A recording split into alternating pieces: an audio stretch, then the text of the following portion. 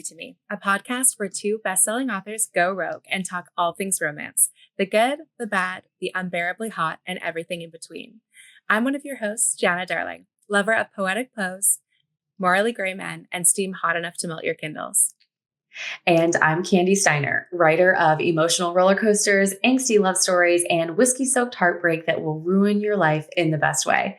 Together, we're peeling back the sheets on the romance world, from sharing behind-the-scenes writing stories and debunking industry myths to swooning over our favorite spicy reads and messy book boyfriends.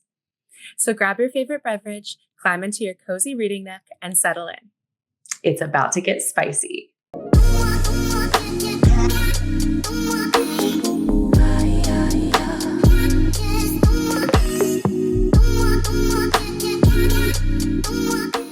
Hi, Gianna. Hello, Candy. Oh my gosh, I'm so excited. I've been looking forward to this since the last time we recorded.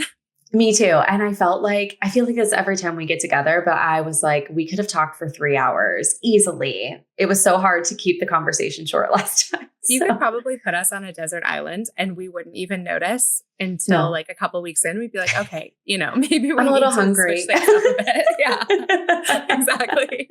No, we'd need full food because we would full get food. Hungry. Let's full food for sure. And maybe some wine. If we can get that on the desert island, I would be happy.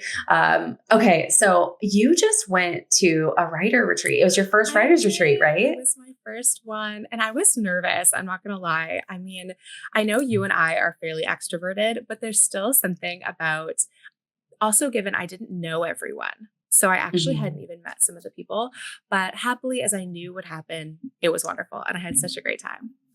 Isn't that amazing? Like, I think it can be really intimidating to put yourself out there with people that you're not comfortable with. But I never walk away from a situation like that regretting it. I'm never like, oh, I wish I wouldn't have gone. I wish I wouldn't have, done this thing that felt uncomfortable. It always feels good after. I feel like that about everything. I feel like that uncomfortable feeling of anticipation before you do something new, it's such a tough one to overcome. It doesn't feel good. But the reward after when you push through that feeling is always, like if it's a new activity, a new friendship, whatever, always feels glorious.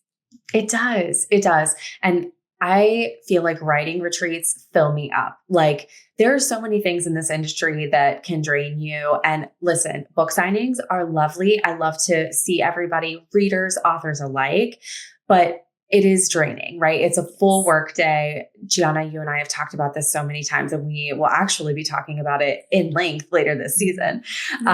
But with a writing retreat, it's so different. I always walk away feeling motivated and inspired. Like you just sat and shared stories with other authors who understand this very unique career that we are in that you really can't explain to your like in real life friends. Like it is so difficult to explain what we go through and the feelings and emotions that we battle to someone who's not in it. Sometimes I try to vent to my in real life besties and they cannot wrap their head around it. And they're like, why are you even complaining about this? Or why do you even feel this way? And I'm like, I don't know. Okay. But you go to a writing retreat and suddenly you're in a room full of people who just get it. Well, and that's exactly it. I feel like sometimes the like entry into this world is actually a huge step. Like it's not, you don't know the lingo. You don't understand the logistics. You don't know what it means to be in the top 100. You don't understand what it means when you complain about KDP. You don't, there's so many random, I'd say all of it's random. You can't you can't even do a creative writing degree and understand what it's like to be a romance novelist, an indie romance novelist in this way.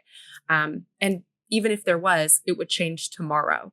So because of that, you can't even keep your friends outside of the life in the know because it's too much to try and keep up to date with all the different things and ways things change. So it definitely felt incredibly rewarding just to almost finish each other's sentences when we were talking about that and kind of expand on the feelings that are really inexplicable, like the exhaustion, the elation, all of these things. And to feel like no matter where each individual was at in their career or in their life, there was a sense of camaraderie and support, which is so beautiful. And I do think that sometimes this industry gets a bad rap for negativity and drama, but really there are so many good people, So readers, many. authors, like so many of them. And so when you get together and it's just all good people, it really reminds you of that. And I think can buoy you through the more stressful times or lonely times. Yes. And it's so nice to put a voice and,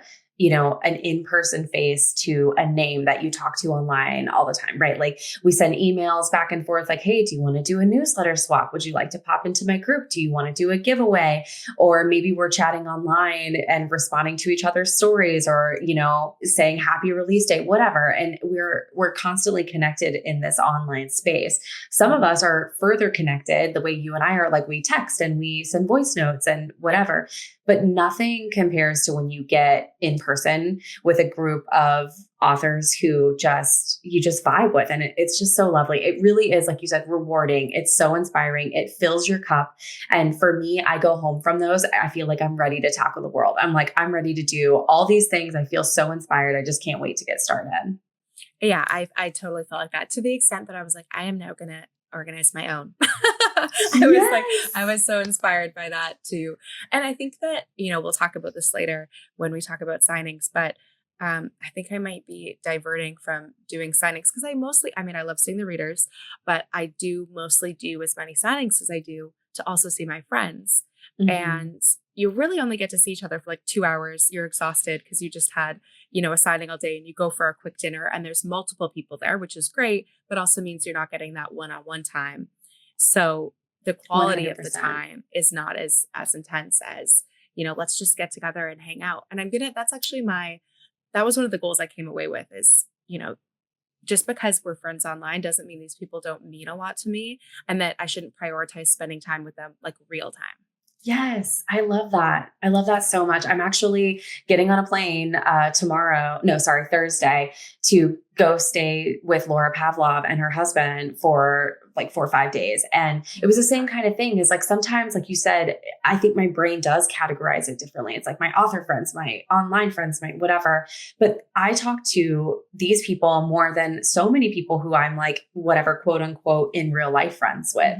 Mhm. And we have become such good friends. I mean, Laura is definitely one of my best friends. And so I agree with you. It's so important to like make the time. And I think we can differentiate, like signings can be for the reader experience. And we go into it saying, I'm probably not going to be able to spend much time with my author friends. I will give them hugs when I, try to do a dinner or two, but then maybe we make sure we have at least one writing retreat on the schedule each year. And that can be like how we refill our cup, or just like popping in, like, I just want to come visit you. No, I was like, honestly, I think the popping in needs to be a bigger thing. We're all used to traveling a lot. We all do travel a lot. And if obviously I live in Canada, which is usually out of the way of things, but um, those frequent flyer miles, I'm collecting them for a reason. That's So right. just popping down to see friends yeah, that's just definitely like a priority now. And I'm excited that was kind of solidified at the retreat this week. Amazing. I'm so glad you had fun. Okay, let's get into it. Let's start with our Yes. spice report.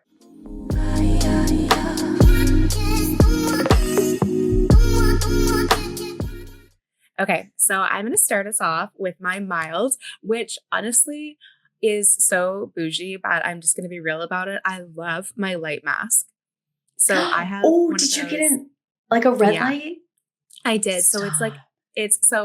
I have the Theragun one, which is super intense. I look like I'm from like Tron or something, but it's not a great look, but it's amazing because not only does it have red light, like infrared light and blue light, but it also gives you a vibration massage to your face Oh, while it's going on, which is so relaxing. And I mean, I'm sure that you're the same way. We often look at a screen for hours a day, and we're often don't even realize how much tension we're carrying when we're sitting at our desk and working all day. So then to have this kind of massage to my face, especially near my eyes, it's crazy how oh, much that relaxes me, you and just I'm sold me. fully hooked. It's I amazing. was I was just asking friends last week. I was like, does anybody have a red light mask? Do these things work? Do we like them? I only have one friend who hasn't. She was like, the hardest part is setting aside 30 minutes a day to sit there with 30 like a mask on minutes. your face. I think she has an old school one. Oh, okay. So you're selling me on this one because I love a good vibrational moment and I like to meditate anyway. So if I can do like a 10, 15 minutes and just meditate while it's on my face, I love that. So this one is like 10 minutes, which is really Perfect. nice. And you can turn off the massage if you don't want it, but I think it's one of the best parts. I also tried my mother's. She has the Dennis Grossman one, which is supposed to be really great as well, but no massage. So I'm going to take the No massage massage. every Okay. day. Love it. I love it. I think you should get Oh, one. okay. Okay. I'm going to get one. And I'm going to chime in too. So my mild for the week is pole dancing, which is crazy for me to put it in the mild category, but I'm having some mixed feelings with pole dancing lately. It Wow, is, tell it, me. so it's been so hard since I have come back from my pregnancy. It just is not as easy. I can't just throw myself at the pole and flow the way that I used to. I have to really it's a really big workout. It's my muscles are not trained like they were. My core is not the same. I'm a little bit heavier than I was. So there's all these things that are sort of like fighting each other, but I still love it. And like, I never regret getting dressed and doing it. Like, it's a little hard to get myself there because I have to get past the mental block of this is going to be hard. It's not going to be the same as it used to be. But then when I'm dancing or flowing, or I do land a trick that I haven't gotten in a while, I'm like, oh, this is why I love it so much. So it's in the mild category for now. I think it will edge out of the mild category because you obviously have to give yourself time. Obviously, your body just went through creating a human being. So it's Right. probably going to take like maybe even 2 years to get back, especially because pole dancing is bananas. I don't even have the excuse of having had a baby, and there's no way I could do any of that. So It is truly bananas. So yes, thank you. I will give myself grace. But yeah, for now, it's in the mild category. Okay. What's fair your enough. medium? My medium is that my husband and I are obsessed with watching the reality TV show Traders. I love It's traders. so good. Oh my It gosh, is I the cannot. best. So we watched, I kid you not, we binge watched all 3 seasons of the American one because Alan Yes. Cummings is like the I mean, best he thing makes to the happen show. ever. His whole aura and his His fashion sense, outfits. Oh, absolutely amazing. So, and also incredible. I'm a big fan of Survivor, like the biggest fan in the whole entire world. I've seen every season at least twice, some of them 5 Wow. times. So obviously I'm obsessed with that. But a lot of ex Survivor players go on Traders Yes. too. So there's a few every season. It's hard not to just automatically root for them no matter what their role is. And for those of you who don't know, Traders is essentially, it's basically based on a game called Werewolf, which you can just play with your friends. And it was based off a psychological experiment with the hypothesis that an informed minority will always beat out an uninformed majority. And so some people are the werewolves or the traitors, and they're the people who kill the faithfuls or the villagers at nighttime. So the villagers or the faithfuls are basically trying to suss out who the traitors are. So it's a Mhm. game of deception and social skills, which is really fun to see how It is people, what kind of, addicting. it's addicting It because is some people are addicting. so bad at Mhm. being even just faithfuls. They're not even lying, but they seem Mhm. so traitorous and deceitful that people think that they're the werewolves. Um, so it's really fun to see the dynamics, and I'm obsessed. We just also finished the UK version, which is good. I have not watched the UK version. I stopped at US and it put me on the UK version. I was like, I'm not ready for this. I still want Alan. Okay, so Alan cannot be usurped. He's Sure. amazing, but I will say Claudia is fun in her own way. She's the host, and it's set in the same castle. The thing that's a little bit annoying is they have the exact same challenges. So Oh, it's boo. okay in the sense that you don't really watch it for the challenges, you're watching it for the people, and they're not celebrities because the US has the kind of reality TV celebrities. The UK Mhm. is just real people. And that's kind of funny in its own way I because mean, they're very unpolished. I love that. As a below deck girly, Kate made the traders for me for the first few seasons. Like, I just love her every time she pops up. I'm like, She's yes, hilarious. give me more of her. And Yeah. like on below deck, she's so awful, but so great. Like, I really appreciate, I think because I am just naturally like very sunshine and roses and like positive and bubbly. I really appreciate a bitch. Like Me too. Girl, I love a bitch. I Me love a too. bitch that can just be real and honest and brutal and like put it out there and is like, I'm not quieting down for you. I'm not playing nice. I'm not going to smile while I say this to you. I just have so much respect for a bitch. It's so funny that you say that because obviously I'm sunshine and rainbows as well, but I also love a bitch. And I say I'm usually attracted to like two types of people, specifically female people. And that's really sunshiny, sweet sugar down to their bone people who just would never even think to be mean or hurt you, or kind of bitchy people who are upfront. They're going to tell you like it is. And it's Mhm. because you can really trust both people in You who they can. are. And so there's a comfort there. Like a bitch might be a bitch, but they're going to tell it to you like it is and you can adjust accordingly and not worry that they're keeping secrets or like hiding drama. They're just going to say it to you like it is. And I love that. And they're the best people to go to for advice when you actually want to hear the truth. Like they are not going to hold back. And I And really they will set appreciate that. boundaries for you, which I love Mm. because I'm not good at boundary setting. And if I talk to a friend who's like so good at that and so forthright, they'll be like, "What are you doing, G? Like, just tell that bitch to go away." And you're like, "Oh, Yeah. I love that energy." Like, I need Yeah. to It's like, channel wait, that why didn't energy. I think of that? Yeah, it's so clever. Okay. I love traders too. I love traders too. I love that you're on that journey.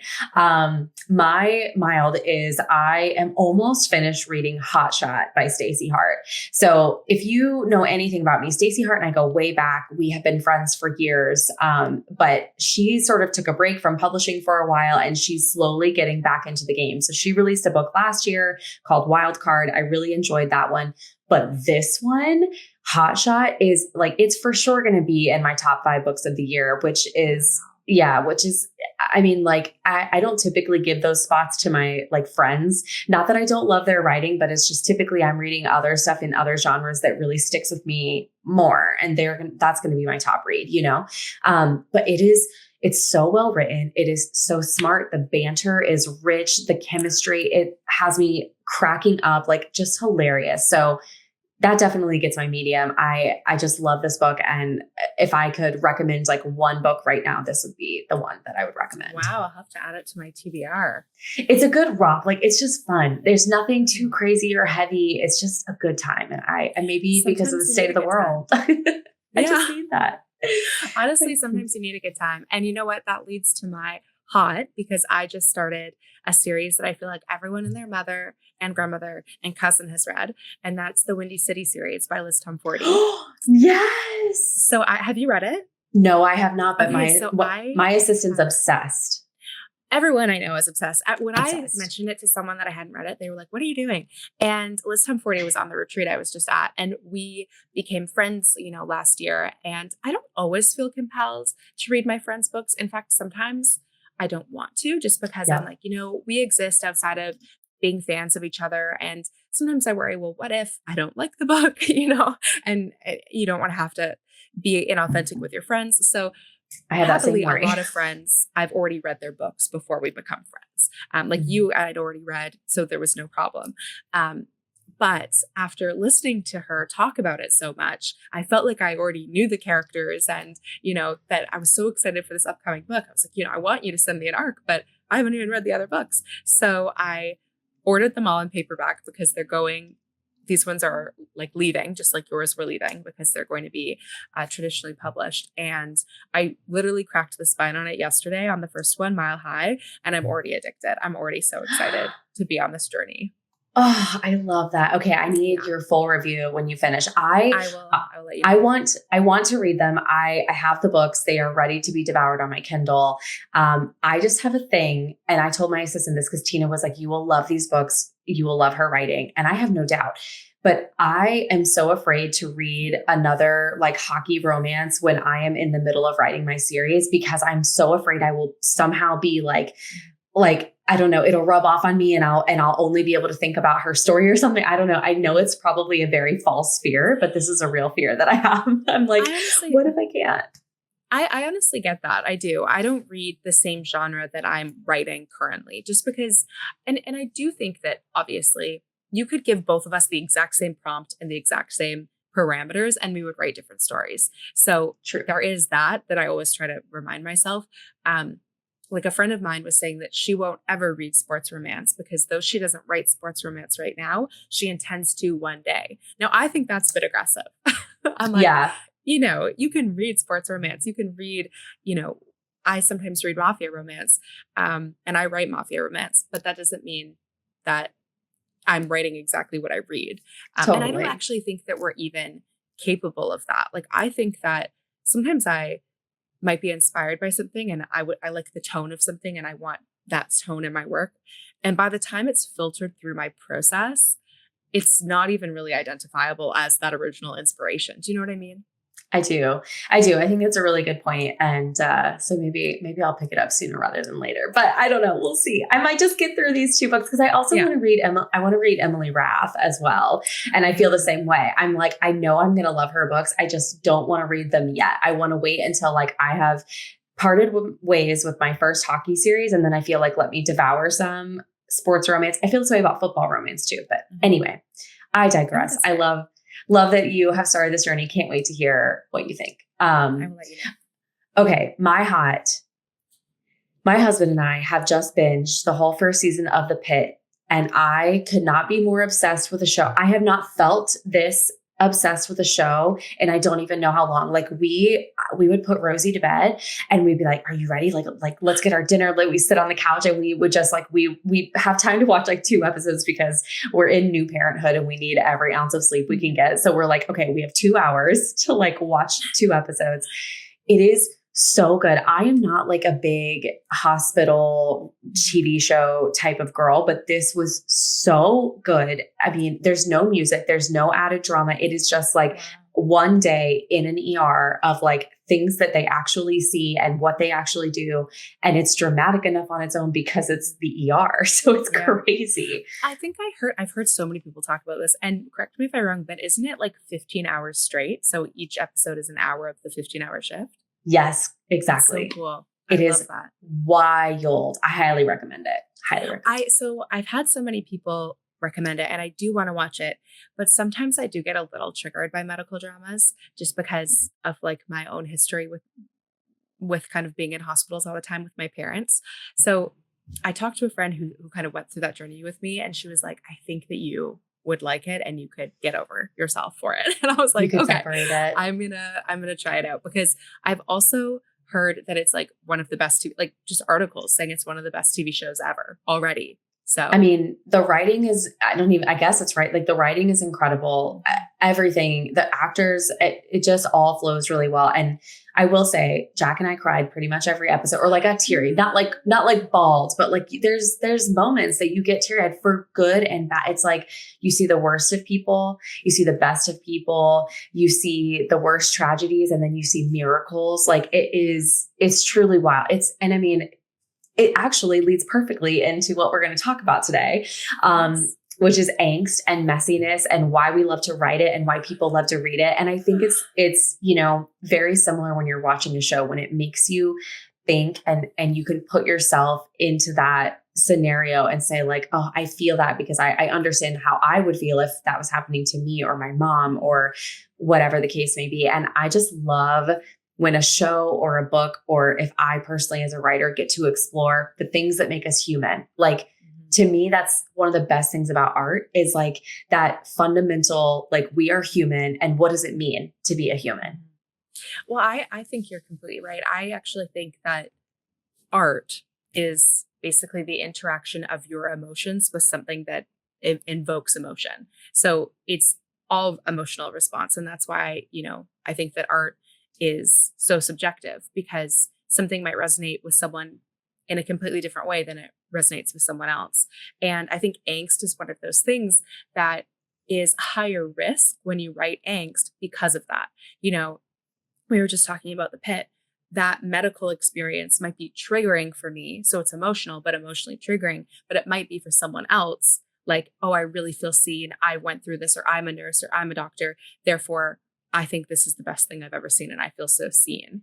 Yeah. It's like triggering versus cathartic almost. Exactly. And you don't know how each reader is going to react. And I think that's why it kind of, dare I say, went out of style for a while. The low conflict, no angst, especially during COVID, when I think people were already triggered by life. They didn't have much capacity to want to feel that kind of acid in your chest feeling that you get from angst. But I do think even if it hurts at the end of it, you're always surprised by how good that experience was. At least I know that I am when I feel angst. Like it hurts, but it's almost like pressure to a sore muscle. Like it feels better in the end. That is such a great analogy. I love that. Yeah, I have a quote in A Love Letter to Whiskey, and I'm going to botch it, but it basically says something like I love feeling pain because pain reminds me that I'm alive, right? And that's how I feel. Like when I'm reading something, when I'm watching something, when I'm living something, sure, pain is uncomfortable, but it really is such a like animalistic human feeling. It's like proof that you care, proof that there's something moving in you. And if you read a book and it stirs up those kinds of emotions in you, that to me, that is like top tier writing. That kind of writing that can just reach in and grab you like that is the ultimate in my eyes. I feel the same way about rom-coms, like, or any sort of humorous book. It is so difficult to write something that is genuinely funny and not just like slapstick funny or like weird, cringy funny. Like to write something that truly makes you laugh out loud as you're reading it is an art form. And I feel the same way about Angst. Like if you can make someone cry or, want to throw their Kindle, there's something special about that. There's no better compliment than in a review when someone is like, it made me want to throw my Kindle, or I actually threw my Kindle. And I think, that is like, okay, I've made it. Like that was the whole goal. And I think readers might even be surprised that we think that that's a compliment, because obviously they're angry or they're upset. Yeah. But it's magic. Like that is, it is. If I believe in magic, that is the magic that I believe in. That ability that a stranger could evoke that emotion in you and make you feel a visceral sensation in your body. Like that's the dream. It's unreal. And what a privilege to be able to feel that when you're writing, because sometimes you might be sitting down with a plot or an idea that seems angsty and you go to write it and it feels removed, right? Like sometimes you're like, okay, I'm writing this and this is the scene and whatever. But when you can really slip into the story, into the characters and like be in it with them, and you are crying as you write and you're shaking and you're, whether it's good angst or bad angst, which I think we need to dive into as well. But like whatever the feeling is, if that happens to me as a writer, it is like a high for me. It's like taking a drug. And I will walk away from my desk and I am just like, that was the best. Like I'm just buzzing. I'm like, that was the best. My stomach is in knots. And that means I did it right. Yeah, 100%. There's a, especially sad. So, bad angst, maybe part of one of my books. And I did not plan for it to happen, right? Like this moment of angst, it kind of sideswiped me. It was not in my plotting, and I'm not the biggest plotter, so this kind of thing can happen. But I was sitting in a coffee shop and I burst into tears. And I don't mean like soft, cute weeping. I mean like hysterical, couldn't breathe, snot running down my face, tears at a coffee shop at like 11 a.m. Just completely not the place to emotionally break down. And I did not stop writing, because when you're in that zone, when you're feeling that feeling, even though people were undoubtedly staring at me. I was going to say, they're like, here's your Americano and also a tissue. Are you fine? Do you need me to call anyone? I mean, I was full on like convulsing with sobs, and I stayed there for another like 2 hours, letting that all pour out, because that is the magic. You don't want to like staunch that when you're in the middle of it. And also I think if you feel that feeling, even though it wasn't, plotted into the book, there's no way I'm ignoring that magic because it doesn't, fit in my story. Like if that's happening, it's happening for a reason. And the idea that a reader could feel exactly what you're feeling as you write it, incredible. Oh my gosh. Yes. I feel like you just nailed it. I don't think there's any way to fully explain what it feels like to like create it. Like it's one thing to read it. I love reading it. I love reading Angst. It surprises me, right? Because I don't know what's happening. But as a writer, you have this unique situation where you're living in two brains. Like one side of your brain is here in the present moment writing, and you are bringing things to life. The other side of your brain is already like 10 steps ahead. You already know what's coming, you know what's unfolding, and you're like slowly, it's like you're reading it to your hands and your hands are typing it out, right? So you are living like this emotion in like a I don't know, it's like a circle, and it's just feeding a feedback loop. Thank you. Yes. Yeah. It's wild. I completely agree. And I often say that to me, writing a story, and it's so fun how everyone has different processes. So this is just mine, but to me, it feels like I'm a biographer. So one part of myself is literally telling me the story of these two characters who are sentient beings in my mind. And they are telling me this is what happened to me. So even though that's obviously me telling me that, it really feels like that disjointed disconnect that you're talking about. And as Yes. I'm writing it, I'm like, oh my God, I can't believe this. What's going to happen next? So it Right. is this Tell very me more. bizarre feeling. Yeah, it's this bizarre feeling of like, I genuinely feel as if they're two separate people that I know that are Mhm. telling me their story. And so it is a strange thing because you don't want that to go away, even though it No. sounds a bit absurd. No, and I get giddy like when the pain is coming. I'm so sick in the head, but like there's a scene in A Love Letter to Whiskey. It's one of my favorite scenes I've ever written. It's not like it's not my best writing. It is nothing that is like, oh, this is such a great piece of literature or anything like that. It's like Kenny, we all love, they every single person in the world loves A Love Letter to Whiskey. You don't need that to is be not true. self-deprecating. It is amazing. Well, everyone with good Go read taste. the 1-star reviews. Okay, but there's 1-star reviews on Pride and Prejudice, so we know that That's people fair. get things wrong. That's fair. No, but I guess what I'm saying is like so there's a bonfire scene, and I loved writing this scene because he they hooked up when she is dating someone else, and there's miscommunication the next day, and she thinks that he thinks it was a mistake, he was using her. He's like, on to the next. He is confused because he's like, I thought we hooked up and like we were about to be together, and now she's back with her boyfriend, and what is happening? And they're teenagers in college, like they have no idea what they're doing. They cannot just like use their words and say, I would like to sit down and talk to you about how I feel. Like they are acting out and playing games. And I love it because they're drinking and emotions are high, and she's trying to get his attention but pretend like she doesn't care about him, and he's playing right into that, like, okay, I will give you the attention that you want, but also I'm going to ignore you for half the night to drive you crazy. And at the end he like chases her out, and there's just this moment of her like being like, go away, Jamie. And he's like, what, you wanted my attention all night, like here I am.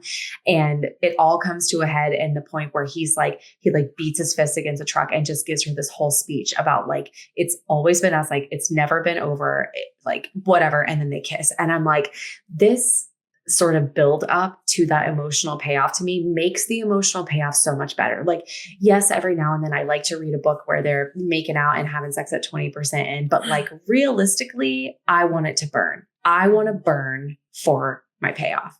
Burn, baby, burn. I completely agree. I completely agree. And I think, even a story that I wrote, which I think you read this one, The Moon and His Tides, even in that Yes. one, Oh, it starts out and you're like, oh, this is going to just be like a fun, spicy read, like yes. the whole plot hinges on this kind of sexual contract that they have to just be like, have fun together. And then as you move throughout the book, you're like, well, this is getting a little bit emotional. This is not looking like, but there's only 15% left. How can they? But I don't, oh my God. Listen, I know you better than to ever trust that it's just going to be a fun, sexy romp. I know you better. I just can't do it. I just can't do it. And I think that it's so funny because I think maybe for both of us, even your less angsty reads, which I've read. I mean, your angst is my favorite thing in the world. I But love even you. in your less angsty books, there's always angst and there's always those moments. Like even your last book with Alex and Mia, there's quite a few, like the storm, like Mhm. there's so many, every single time there's still angst between them. And I really love that because I think people sometimes get it wrong and they think that there has to be, that miscommunication is bad. The miscommunication Yep. trope is bad. Now, in some senses, I agree it can be a little bit like heavy-handed, but miscommunication happens every day in real life between every Thank single you. person. It doesn't matter if my husband and I have known each other since we were 11 years old. Do we have miscommunication? Yes. Okay. Of Right? course we do. Because we are humans We're with human emotions. with emotions, with different things going on in our lives. And we all have like a different reality. And so you might think something is completely different than what someone else might think, even if you've known each other for forever. So to assume that there's no miscommunication in any relationship is silly. And Mhm. to minimize that is to minimize angst because sometimes we miscommunicate with ourselves. Sometimes we're Dude. like, hey, I really want this. I really want it. I really want it. It's all I want. And then you get it and you're like, wow, I lied to myself. I didn't Dude, you even want better that. What I actually preach. wanted was this. Right. Mhm. So the idea that like miscommunication shouldn't be in books, or that it's like, a silly cliche trope, I have to strongly disagree with, because, and that's also why, and we've talked about this before, single POV. Bro, Why I love single POV forever and oh, always, it hits because that's so real hard. life. It's It real hits life. so We have hard. no Yes. clue what they're thinking.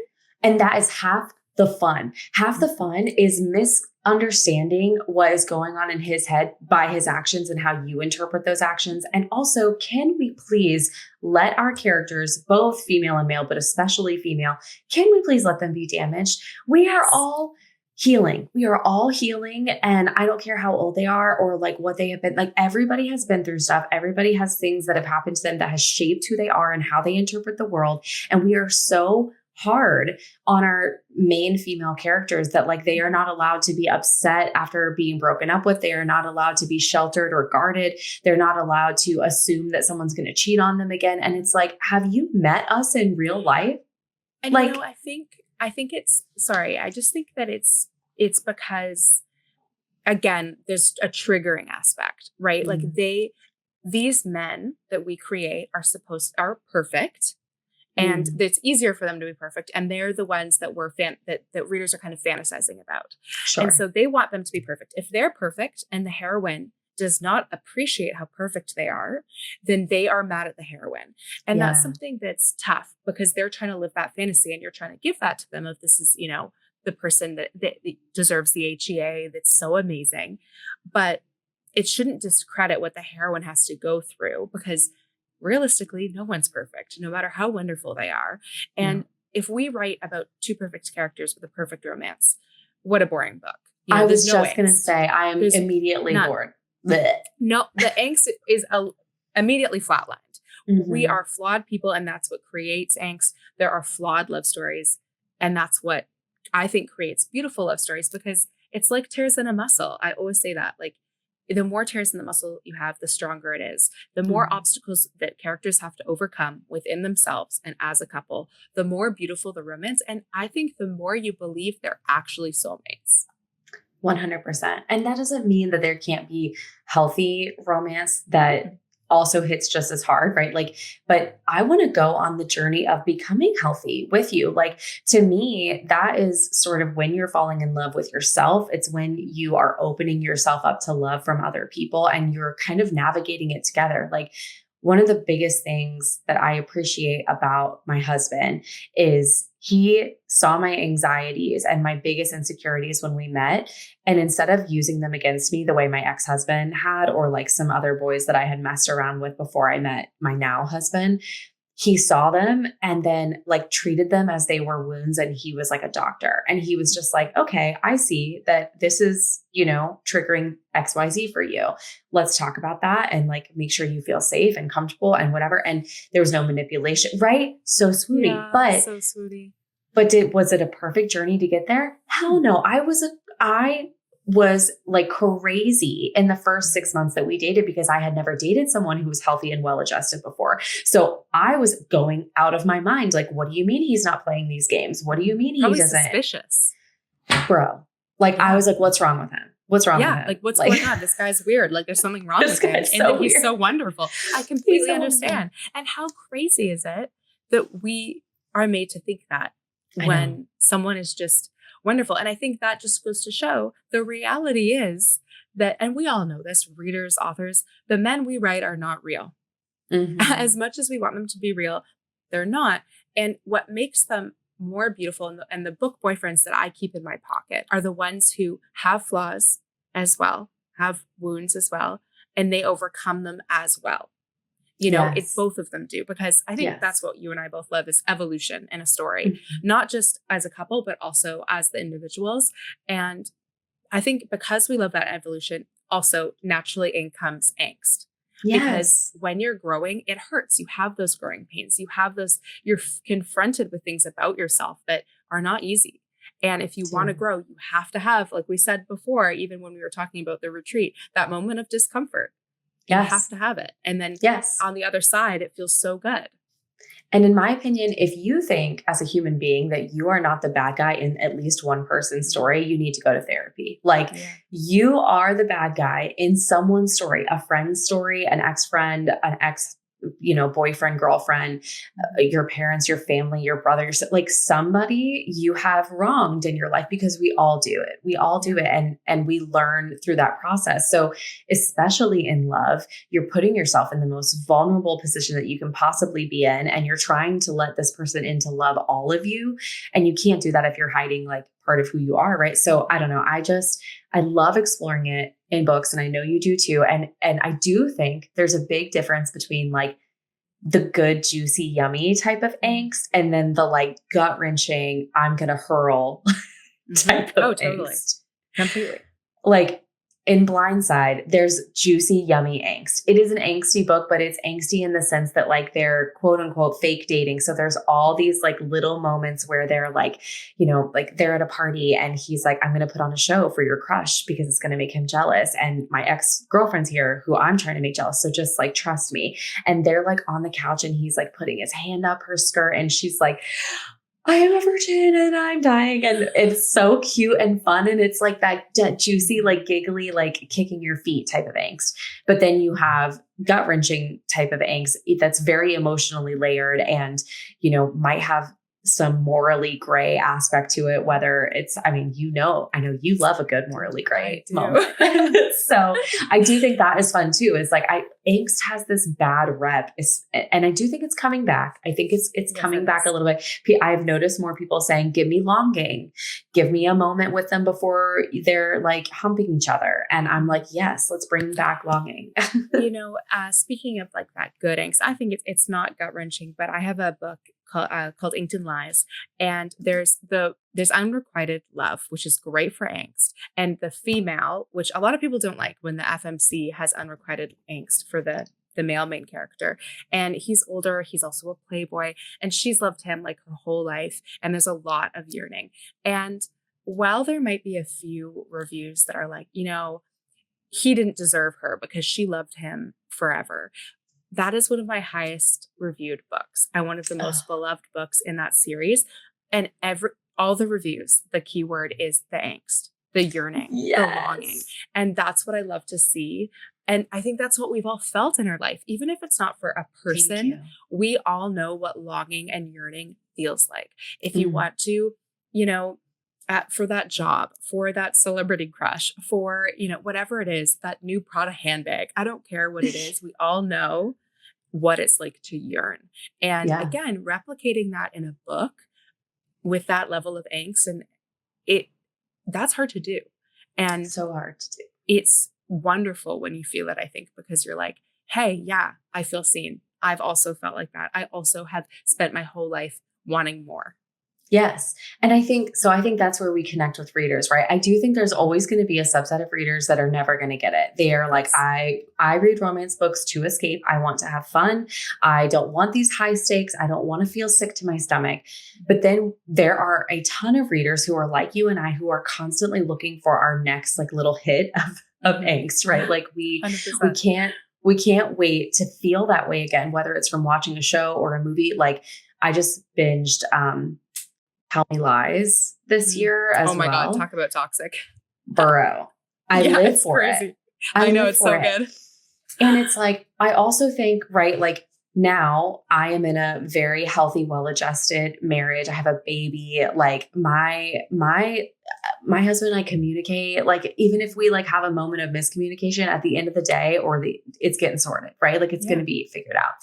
I'm no longer a college kid at a bonfire, but I still love to remember what that felt like, and to be that young, to feel like love has such high stakes, to feel like your whole world is wrapped up in this person. It's just a fun thing to write about and to read about. And so I don't think that will ever die.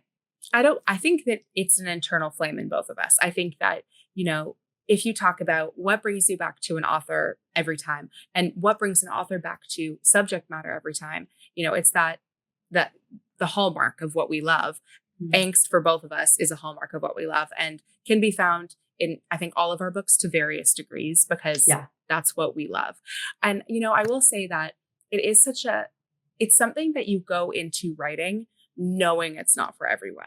And, if a new writer came to me and said, I want to write a book and I want it to be a cheating romance, which, let's just be clear, my first books, because it was a trilogy, was a cheating trilogy. Okay. And I So love it. I did it. I didn't know any better. But if someone came to me, I say, if that's your passion project, go for it. But just know right off the bat, you are opening yourself up to a lot of sharp, pointy edges because people like to poke and prod, and it can get personal when there's angst involved, when there's triggering events involved in readers, and they don't have that many qualms because sometimes they forget that we're human beings, and not even just human beings, but sensitive human beings, because we're artists trying to craft stories. So I would just always say, be wary and get that tough skin, cover yourself in that tough skin, because when you are writing an angsty romance, you're going to have 1-star reviews, probably more than the average book. And that's okay because the payoff for us when we love doing that is that we're pursuing our passion and we're giving some people a journey that's going to resonate with them. Like Love Letter to Whiskey. You wrote that book years ago and it's still like a bestseller all the time. And it's because that feeling stays with people forever. Even a person who reads like 500 books a year, they're going to remember that feeling. Yeah, that's a really good point. I do feel like, when I see you at signings, Gianna, your line is insane. Always, like around the block, like it's a long line. You almost always have to stay after, not that you have to, but you do graciously. And I think a big part of that is for that same reason. It's like, your book is not a book that someone just reads and said, that was really fun. And then like forgets it. Right. And they're like, oh, what was that one book you wrote with the people? And it was so fun or whatever. It's like, no, I remember the characters. I remember where I was when I read it. I remember the way it made me feel. It has a shrine on my shelf. I have 17 copies of the same book. And I think that is where the connection comes in a little bit differently. Right. And again, I do think that every sort of like genre of romance has their like awards and their trophies in that respect. And our trophy is that we can punch people in the gut. We can make them cry. We can make them feel so strongly and such powerful emotions that they can't forget our book. Like, even if you hate it. I have seen so many 3-star reviews for some of my angstiest books where they're like, I rated this 1 star and then I had to come back and rate it 3 stars because I can't stop thinking about it. And to me, that says something, Of course, it says so much. And I think that it really forges a bond with our readers. I think that we have a really different relationship with our readers because of those feelings we're invoking. And those readers we're building trust. And it seems weird to say that because we're putting them through it. Yeah. I often say there's this strange thing like alchemy that happens, that when someone you care about hurts you, you want them to be the one to comfort you. And I think that it's sort of what happens with us. We are hurting them, but they want us to be the ones to hurt them again. To comfort them again, to give them that same story, that hurt and comfort again. Yes. It's this cycle, right? Because they know that, of course, we're going to give them comfort in the end. That's the thing. They trust us. And I've had so many readers say this, I'm sure you have too, where they're like, I'm in pain, but I trust that you'll make it right. Right. Like I'm not happy right now, or like I'm feeling all these emotions right now, but I know you'll put me together in the end. Now, sometimes you have to wait until the very last page for that to happen, but we're going to do it. Well, so it's funny because the last book I just released was My Dark Fairy Tale. And My Dark Fairy Tale is the first book in a duet. And I think also times have changed in terms of publishing. Cliffhangers and duets and trilogies were the thing, when we were kind of first writing. That was what everyone did. And now interconnected standalones are much more the thing. And so people aren't really thrown cliffhangers as much as they used to be. And it's really funny. I can see who is a new reader to me and who isn't, because at the end of this first book, there was a massive cliffhanger, like an angsty, like, oh my God, you just ripped my heart out of my chest and you took it and you're not giving it back to me until October 28th. How dare you? Right? Like the outrage, so much outrage. And I actually posted a TikTok pretending to cry and then laughing about everyone's comments about the cliffhanger, because that's what I love. But it's funny to see, that now there's the 6-month window where people are on the precipice of trusting me. They don't know yet, these new readers. They're not sure yet, like, what am I going to get? How am I going to make this right in book 2? And so they're on the edge of like never reading me again, right? If I don't in the first page of the next book give them some sort of comfort, I think that they're gone. Right. Because they don't know. My readers who've read me forever, they're like, oh yeah, classic Gianna cliffhanger. Yeah, take my heart and don't give it back until October 28th. And I'll sit with that angst for 6 months and I'll be happy about it. But it is so interesting to see who's new and who's not. And you can tell in the reviews in that situation, which is kind of fun, emotional metrics to see as an author. I'm really excited to see who sticks around with you. And I think like, I hope they do, because the emotional payout is always so satisfying. I totally. And I mean, let's say there's like the bad reviews on that book are literally that it's a cliffhanger, right? Because I think which means they were invested. Yes. And it is hard to sit with that feeling. And that's why a lot of people wait until a series is completed, which I completely understand, and encourage people to wait, because if you can't sit with that feeling and it's going to drive you crazy, don't do it, especially if it's angsty.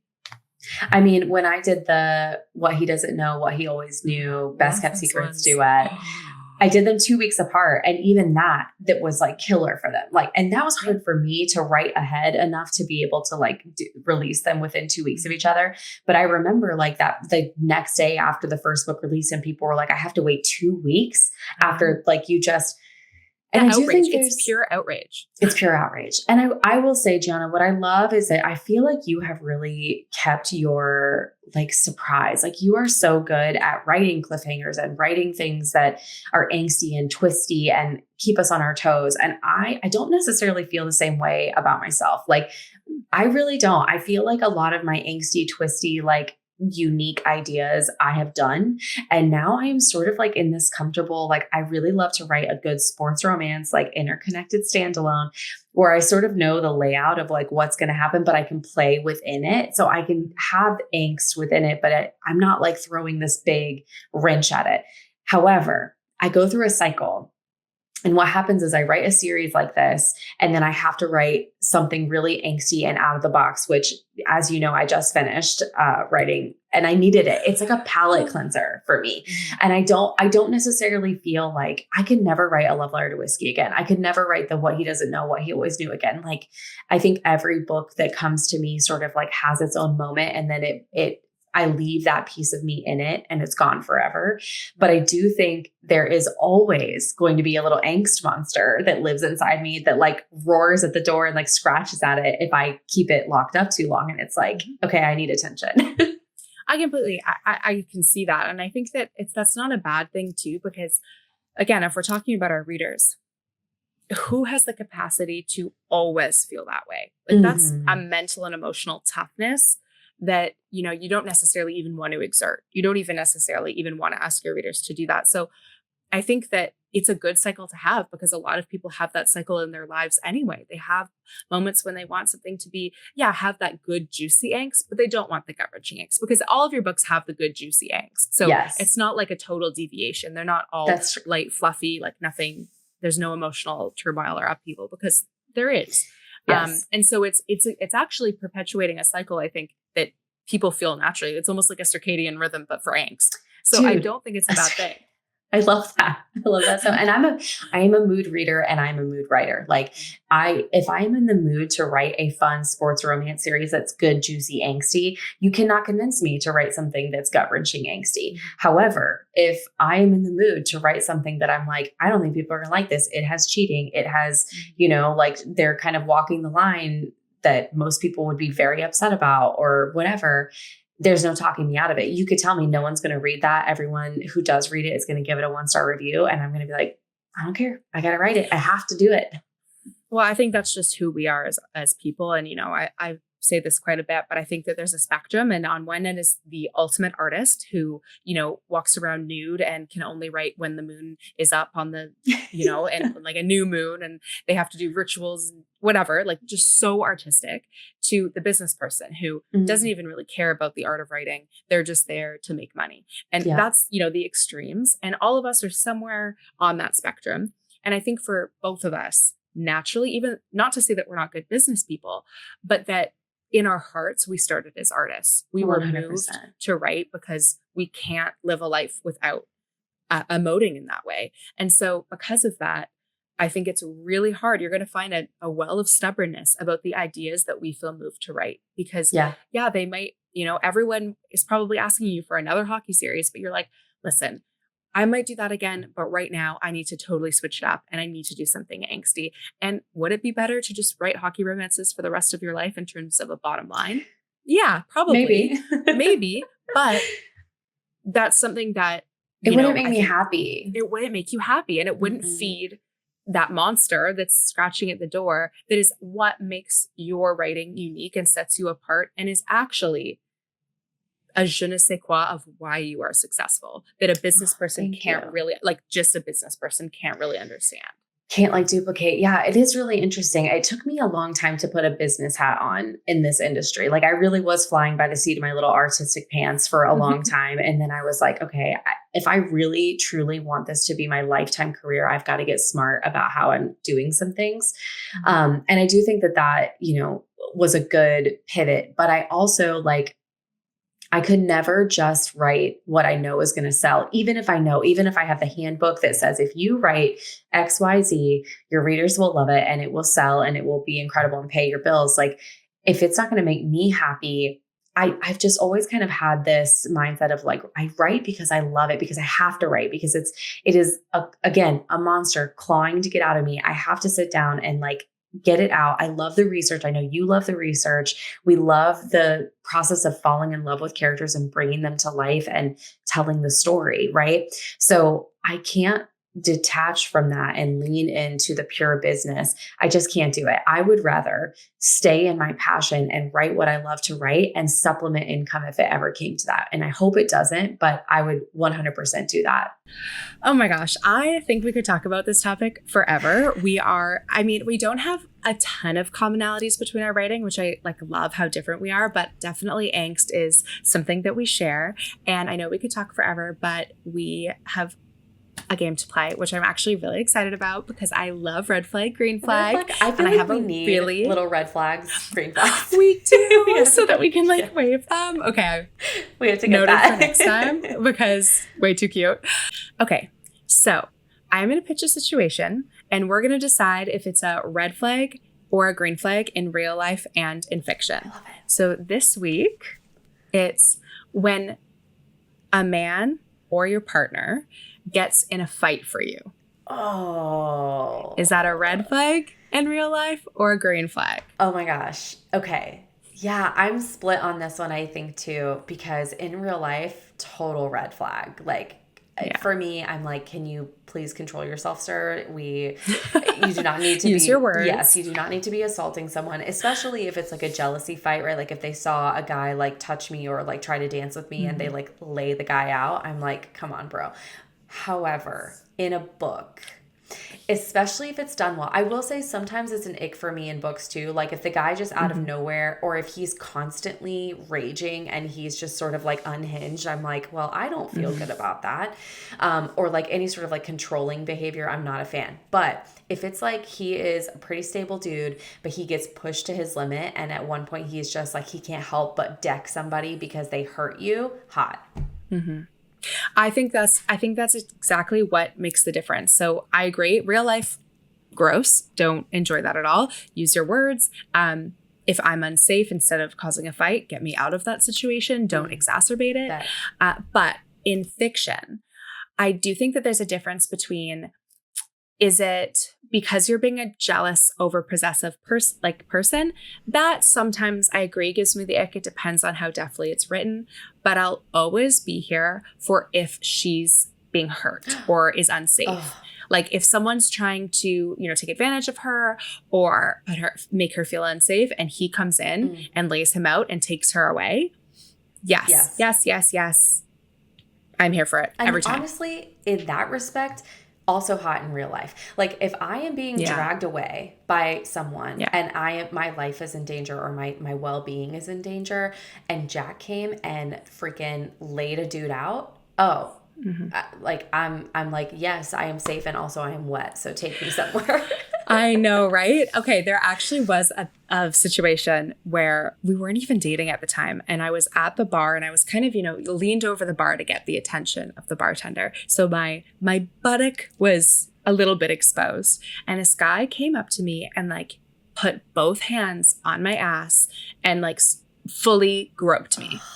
Yeah. And this, as a woman, there's always just a moment of like paralyzing shock. Yeah, what do I do? Where you don't even understand the audacity of the person to like invade your space that way. And so I was kind of frozen, and I had just started to turn around and, obviously defend myself or say, get off me, when my now husband was there and like pushed the guy away and inserted himself between me and the guy and was like, I don't care who you think you are, but you never touch a woman that way ever. And it was like, honestly, I think I went home with him that night and we weren't even together. Like, you're like, just yes. because that is actually respect. Like that is, and I don't even, the fact that it wasn't, I think he could have seen someone do that to any woman when it wasn't wanted, and he would have been like, no, that's not okay. And that is himself. Like he didn't go too crazy. He went just enough. Which I think enough. Just a little threatening. Just a smidge. Oh, that was such a good one. Okay, let's go into, so we have some voice notes coming in from readers and listeners to the show. And if you want to send us a voice note, you can find us on SpeakPipe. It's pretty easy to find the link, but you can find it on our Patreon. You can find it on our social media, or just search SpeakPipe, Talk Spicy to Me. And this week we have a note from Mickey Luciano. So she is at Nefarious Reads on as her handle. And so let's give it a listen, and then we'll answer her question. Hey Candy, hey Gianna, it's your girl Mickey Luciano at handle Nefarious Reads, and I was curious if you were theoretically single and all your male main characters and female main characters miraculously came to life, which one would you choose to hop into bed with for a one-night stand? Which one would you strap down as a new hubby or wife? And which one would you friend zone and make your new bestie? That is a hard one. I love, though, that there was a spin on it and it wasn't marry, fuck, kill, because I can't kill any of my characters. We are not killing any of our characters. I mean, certainly none of our main characters. Oh my gosh. No, never. Okay, should we go through and both say who we'd have a one-night stand with first? Yeah, I think so. I think that's good. Okay, I need to just give me a second. Do you have someone in mind? Yeah, I do. I think. Okay. I think my one night stand would be with Vince from Meet Your Match. Listen, this man, when I was writing him, he just has like a filthy mouth, and he like very much dominant in the bedroom. And I really love that. I love a man who talks, like grabs your throat a little bit, whatever. So yes, one night stand with Vince, 100% for me. Okay, I think I'm going to choose, it's so hard, but I think that I'm going to choose Alexander Davenport, who is my hero from the Enslaved Duet. And it's only for the one night because he's intense. Like he is a BDSM, like dominant, who has all the toys. He has a dungeon. And I just think he would put me through my paces. And for one night, I could do that. Sure. One night, I would be like, do whatever you want. I am your student. Enlighten me. Beyond that, I think it would get a bit much. We're done. We're done. So just him for the one night. I love that. Okay, and then the next one is like, who are we letting wife us up, right? Right? Or who are we wifing up? Yeah. That's where it gets hard, because there's so many. That's a really tough. I would wife up pretty much any of my characters, but I think the one that comes to mind right now is Kyle, which is crazy. Kyle from False Start. What? Really? I did not think you were going to say that. I know. He is from the Red Zone Rival series, and he starts out as like the douchebag that everybody hates. You know what? It's very on par with today's topic. Yeah. We love a redemption arc, right? And by the time you get to his book, he is an acts of service guy. And as a woman, I need acts of service in my life. It makes me feel so loved when you take something off my plate and alleviate my stress and take care of me. Because I take care of so many other things in my life. And like just a moment of you being like, I made you dinner. Here's your ice water. Like, stop it. Swoon. Oh, such a swoon. So yes, I want to marry Kyle. I love that, actually. An acts of service king is definitely amazing. I'm going to cheat. because I'm going to choose Sebastian and Adam from The Moon and Okay, His that's Tides fair. because it's an MMF. Yes. And I always say to my husband, you're perfect and amazing, but if there were two of you, you'd be even better. Can you imagine? So, no, I can very much. I can imagine very easily. And that is the dream. And so I would choose them because that is literally the dream. I love that. I will allow that cheating to take place. Okay. Thank you very much. Okay. And then the next one is like, it can be like who you would be besties with, right? Friends with. Yeah. Friends with. Yeah. So for me, it's going to be Mary from Hail Mary, another Red Zone Rivals queen. And I love so many of my characters. I would be friends with all of them, obviously. Her and Grace are probably in a tie for who I would have as my bestie. But I feel like Mary and she is a tattoo artist. So she would I would be like, I'm your canvas. You can do whatever you want to me. And I love that. And then she's a gamer. So I feel like she could sit and play her video games and I could read my books and we could just coexist and like have a fun little girly night. And I love that. I love the coexisting with someone. I feel like that is underrated as a love language. Yes. But just like copacetic coexisting.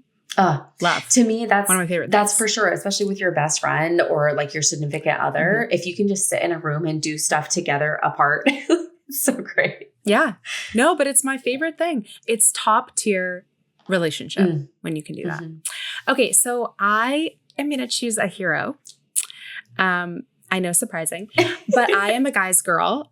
So I am going to choose one of my men, and it's definitely going to be King Kyle Garrow from Lessons in Corruption and After the Fall. He is my biker poet, and I'm choosing him because I think he's almost like a male version of me a little bit in having this duality of like dark and light, of being romantic but tough. And being a realist, but also being a romantic. Like he writes her poetry. So he could be writing poetry and I could be writing my books. He loves to like observe humanity and I do too. Yes. So we'd have like really long, deep conversations about people and the world. And he could take me for a ride on the back of his bike and go adventuring. Like it would be an incredible friendship. I could see you honestly traveling, sitting at a bar, people watching. Oh, completely. Yeah, it would just be perfect. I think he would be my perfect best friend. I love that. Well, I mean, you did make him, so. I did. Yeah. So then there you go. This was honestly an amazing question. I'm going to shout out to Mickey for this. I love this question. Yes, I love this question too. So thank you so much. And if you have a question for us, please head over to SpeakPipe. We would love to hear from you. We'd also love you to go check out our Patreon. We have lots of fun little tiers that you can support the show with. We would love your support. Everything from getting access to our Facebook group all the way to getting a surprise book meal from us. And everything in between. We have a little party that we throw at the beginning and end of every season, a little Zoom party so you can come hang out with us. There's all kinds of show swag. So if you want to go check out the Patreon, you can find us at Talk Spicy to Me. And don't forget, we're also on social media everywhere that you are. So Instagram, TikTok, Facebook, just come find us. Gianna, do you have anything else you want to say? This has been so fun. It has been so fun. It's always so fun. Thank you guys so much for hanging out with us today. If you love angst, definitely you cannot go wrong picking up any of our books, but I would have to recommend especially A Love Letter to Whiskey by Candy Steiner because I have multiple versions of it and I don't read them because they're my prized possessions, but get it on Kindle and then go search out the other editions because they're so good. And the story is literally the definition of the angst that we were talking about today, both the juicy and gut-wrenching. So if you take one thing away from this episode, pick up A Love Letter to Whiskey. And I just want to say thanks so much for hanging out with us. Yes. Can't wait to talk to you guys next time. Yes. We have lots of good things in the works. And if you are not sick of us yet, you can head over to our Patreon for our After Dark content. And today's After Dark is really fun. We are going to be talking about our first dates with our current husbands and also our first time hooking up. So it's good. It's really going to get how you spicy. said current husband. You're like our current husbands. We might trade them out later. Who knows? Who knows? Nothing's off the table. We love angst, as we said. Yes, we do. Thank you guys so much. And we'll see you next time on Talk Spicy to Me.